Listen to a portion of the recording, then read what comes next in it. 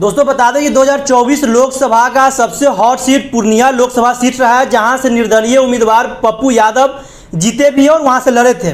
और बता दें कि रिजल्ट आने के तुरंत बाद उनके ऊपर एक बहुत बड़ा आरोप लग गया है, रंगदारी का, लगभग 1 करोड़ से ज़्यादा का रंगदारी का उनके ऊपर आरोप लग गया है। इन तमाम मुद्दों पे बात करने के लिए हमारे साथ अखिल भारतीय अपराध विरोधी मोर्चा के राष्ट्रीय अध्यक्ष धर्मेंद्र सिंह राठौर है, उनसे जानेंगे। सर, पप्पू यादव पूर्णिया लोकसभा से निर्दलीय उम्मीदवार भी जीते हैं और उनके ऊपर 1 करोड़ से ज़्यादा का रंगदारी का आरोप लग रहा है, सर कैसे देखते हैं इस चीज़ को? देखिए, ये आरोप तो संगीन आरोप है जी। कि किसी भी सांसद पर 1 करोड़ रंगदारी मांगने का ये आरोप लगा है। लेकिन ये भी सच्चाई आपको देखना है कि क्या ये रंगदारी पप्पू यादव ने मांगा है या किसी और भी उनके जुड़े हुए लोगों का काम है। तो जो बातें निकल के आई है कि पप्पू यादव के कोई नज़दीकी हैं, वो 1 करोड़ का रंगदारी का मांग किया है, तो ये स्पष्ट है कि पप्पू यादव के नाम पर कोई रंगदारी मांग रहा है। तो हो सकता है कि पप्पू यादव के बिना सहमति के मांग रहा हो, ये भी सच्चाई है ना। हो सकता है कि अभी चुनाव हुआ है, पप्पू यादव का राजनीतिक कद बढ़ा है, हो सकता है कि इनके राजनीतिक कद को धरातल में मिलाने के लिए किसी ने साजिश भी किया हो, ये भी हो सकता है। क्योंकि 3 दिन पहले एक भूमाफिया दुष्कर्मी बेंजेक्स गीता विहार के मालिक राजेश कुमार, उसने हमें भी धमकाया था जी, पप्पू यादव नाम। हाँ बिल्कुल, पप्पू यादव का नाम लेके, जो अब 3 दिन पहले आप वीडियो पर यूट्यूब पर देखेंगे भी। जी हाँ, ठीक ना, ये डला हुआ है, कोई नई बात हम नहीं बता रहे हैं। तो कहीं ना कहीं पप्पू यादव से जुड़े हुए बहुत सारे लोग हैं, वो अपने किसी परिचित को धमकाने में, अब मुझे कि रंगदारी मांगने के आरोप में, तो ये जांच का विषय है। और हमें लगता है कि पप्पू यादव भी सामने आके, आगे आकर उन्होंने कहा है कि सुप्रीम कोर्ट के किसी भी न्यायाधीश से इस घटना का जांच करा लीजिए और यदि हम दोषी पाए जाते हैं तो हमको फांसी पर लटका दीजिए। जो व्यक्ति आरोप लगाया तो पप्पू यादव का सरेआम नाम ले रहे हैं। नहीं, पप्पू यादव का नाम ले रहे, यदि मेरे नाम लेके, केस भी तो उन्हीं पे हुआ है हमारा, कि मेरे नाम को लेके कोई किसी की हत्या कर दे, इसका मतलब थोड़ी हम हत्यारा हो जाते हैं। मेरा नाम लेके कोई रंगदारी मांगता है तो थोड़ी कि हम रंगदारी मांग रहे हैं। ये जांच का विषय है, क्योंकि कौन किसका कितना नज़दीकी है, हो सकता है वो साजिश के तहत हो। और अभी तो पप्पू यादव का सबसे बड़ा विरोधी पूरे चुनाव में निकल के आया तेजस्वी यादव। हो सकता है तेजस्वी यादव की रणनीति हो सकता है, हो सकता है कि जदयू का उम्मीदवार हारा है उसका हो सकता है बीमा भारती का हो।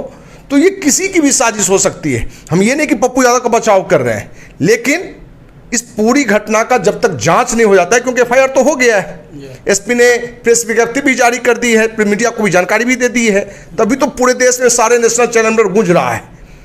तो इस मुद्दे पर हम पप्पू यादव को एक पक्षीय अपराधी नहीं मान सकते हैं, दोषी नहीं मान सकते हैं।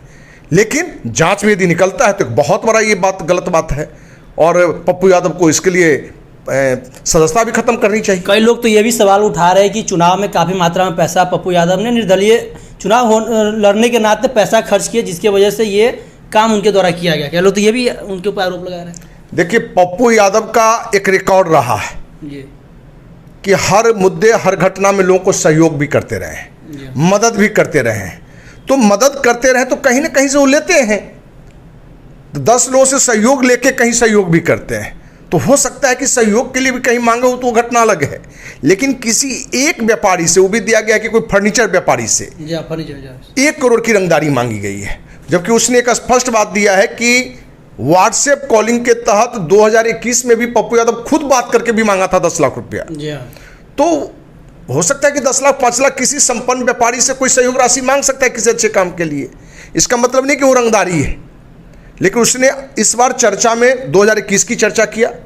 तो हम उस व्यापारी के बारे में भी कहना चाहेंगे कि उसको 2021 में ही एफआईआर करना चाहिए था पप्पू यादव पर। यदि उसको लग रहा था कि रंगदारी है 10 लाख, रकम तो कोई भी छोटा बड़ा लग रहा है। ये पप्पू यादव जो विरोधी है, जिसका आप नाम लिए तेजस्वी यादव, क्या इसमें तेजस्वी यादव का भी हाथ हो सकता है? पप्पू यादव का नाम का धूमिल छन नहीं, हमारा है कि अभी जो राजनीतिक द्वेष की भावना चल रहा है, उसमें कौन इस घटना को अंजाम दिया, ये तो जांच का विषय है। स्पष्ट रूप से कैसे कहेंगे कि तेजस्वी यादव का हाथ है? कैसे हम कह सकते हैं कि जदयू के नेता का हाथ है या किसी भी नेता का हाथ है?